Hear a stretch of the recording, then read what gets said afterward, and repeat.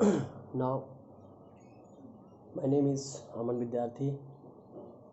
I am starting the first chapter of history class 10th, that is the nationalism of India, and it's a very ये जो chapter है बहुत important chapter है in the exam perspective of view and for the competitive exam.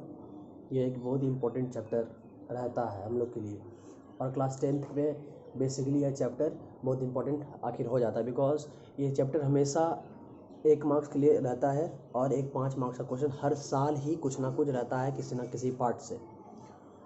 And दूसरा बात क्या कि चाहे आप सिविल सर्विस का तैयारी कर रहे हो, चाहे आप अदर्स कॉम्पिटिटिव एग्जाम का तैयारी कर रहे हो, यह चैप्टर एक वेरी इंपॉर्टेंट चैप्टर बन जाता है। हालांकि उस तरह के डिटेल्ड में हम लोग को नहीं पढ़ना जिस तरह के डिटेल्ड में फॉर सिविल सर्विस जो लोग तैयारी करते हैं या फॉर अदर कॉम्पिटिटिव एग्जाम, उस तरह से नहीं, जो हम लोग के सिलेबस में वो पढ़ना है।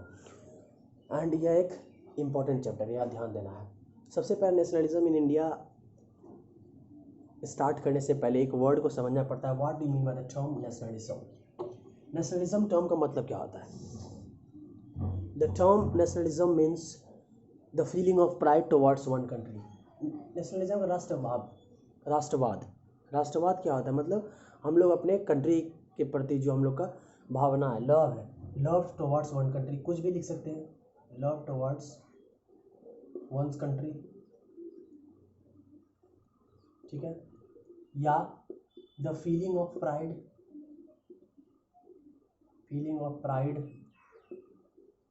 टुवर्ड्स आवर कंट्री, जो भी कुछ हम लोग कह दें। प्राइड का मतलब क्या होता है? गौरव। प्राइड का मतलब क्या होता है? जो गौरव हम लोग अपने देश के प्रति, या फीलिंग ऑफ पैट्रियोटिज्म, देशभक्ति की भावना, कुछ भी फीलिंग ऑफ पैट्रियोटिज्म। देखिए, एक बात को हम लोग ध्यान में रखते हैं कि हम जो भी कुछ बोर्ड पे लिखा रहे हैं वह सब चीज़ को नोट डाउन कीजिएगा, because it's a very important part. क्योंकि हिस्ट्री एक ऐसा चीज़ है ना कि हर चीज़ को हम लोग को समझना बहुत ज़रूरी होता है बारीकी से, और हर चीज़ को हम लोग एक कहानी के रूप में समझना के प्रयास करते हैं। अब यहाँ पर हम लोग कुछ कीवर्ड्स को समझेंगे। सबसे पहला एक कीवर्ड समझ में आएगा, नेशनलिज्म। सेकंड जो कीवर्ड होता है बच्चों, वो होता है क्या कि इंपीरियलिज्म क्या होता है? इंपीरियलिज्म, जब हम लोग इंपीरियलिज्म के बारे में बात करते हैं, IMPERIALISM, इंपीरियलिज्म का मतलब होता है क्या कि जब कोई कंट्री जो है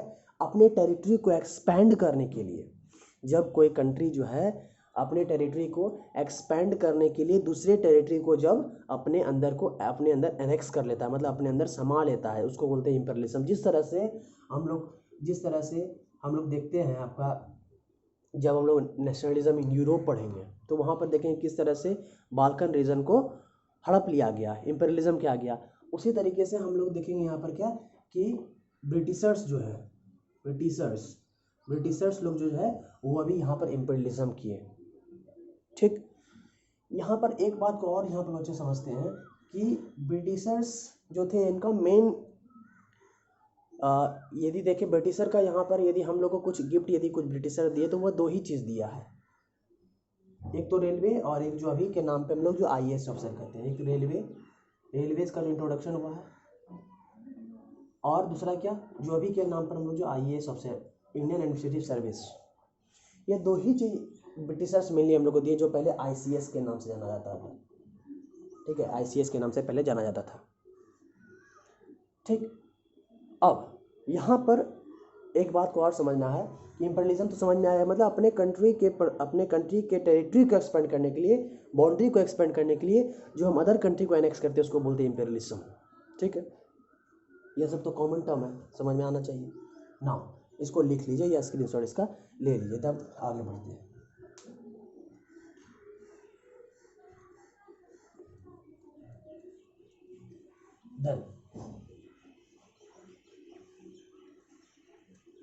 देन अब एक वर्ड होता है anti colonial movement, very important term. अब मुझे याद रखना है कि कॉलोनी क्या होता है। कॉलोनी का मतलब होता है जब कोई कंट्री, जैसे ब्रिटिशर्स जो है इंडिया को एक अपना कॉलोनी बना लिया था, it means India become a colony. इसका मतलब यहाँ पे क्या हो गया, इंडिया जो बच्चों, इंडिया जो था वो कॉलोनी बन गया। इंडिया भी क्या बनी बच्चों, एक कॉलोनी बन गया ब्रिटिशर्स का। ठीक है, वही बोलते हैं क्या कि इस कॉलोनी के खिलाफ, इस कॉलोनियल मूवमेंट के, एंटी कॉलोनियल मूवमेंट का मतलब यह हो गया कि हम लोग ब्रिटिशर्स के खिलाफ जो मूवमेंट स्टार्ट किए मेनली उसको हम लोग एंटी कॉलोनियल मूवमेंट बोलते हैं। इसका मतलब क्या हो गया, a movement against the oppressor, a movement against the oppressor or colonizer by oppressed। ठीक है, मतलब क्या हुआ, एक मूवमेंट जो कि ऑपरेशर के खिलाफ, दो वर्ड यहाँ पर समझना बहुत जरूरी है, एक ऑपरेशर होता है एक ऑपरेस्ड होता है। ऑपरेशर का मतलब क्या हुआ, जो सता रहा है। इसका मतलब क्या हुआ बच्चों, इसका मतलब यह हो गया जो सता रहा है, जो कॉलोनाइजर है, जैसे इसका मतलब हो गया ब्रिटिशर्स मेनली। ठीक है, समझ में आ गया। और जब हम लोग ऑपरेस्ड बात करते हैं बच्चों, तो ऑपरेस्ड का मतलब साफ हो जाता है कि जिसको सताया जा रहा है, इसका मतलब इंडियंस। तो इंडियंस के द्वारा जो ब्रिटिशर्स के खिलाफ जो मूवमेंट स्टार्ट हुआ था, that is known as anti colonial movement. Very important यहाँ पर। ठीक है, अब एक बैकग्राउंड बताएंगे यहाँ पर, थोड़ा सा समझने वाला बात क्या क्या है उसको यहाँ पर नोट डाउन कीजिएगा। हालांकि वो आपके सिलेबस के पार्ट में नहीं है, पर यहाँ पर समझना होगा। देखिए बच्चों, ठीक है, इसको पहले लिख लीजिए पूरा।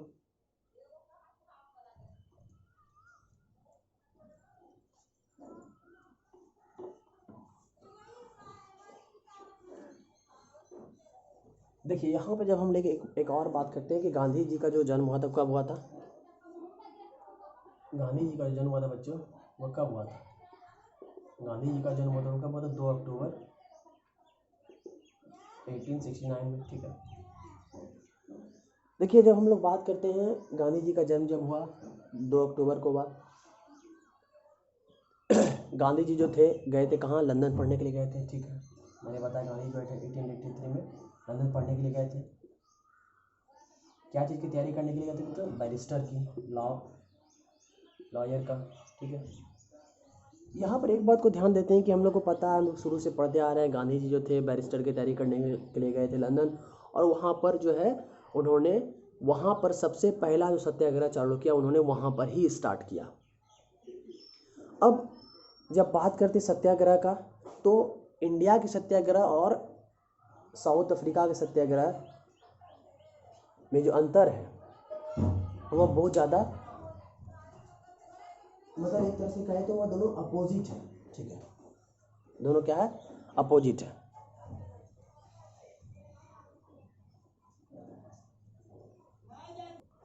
वो दोनों अपोजिट है बिकॉज जो इंडिया में सत्याग्रह हुआ था वो सत्याग्रह जो बेस था वो आइडिया ऑफ नॉन वायलेंस पर बेस था, पर जो वहाँ पर जो सत्याग्रह हुआ था दैट वाज द सत्याग्रह जो कि बेस था वायलेंस पर।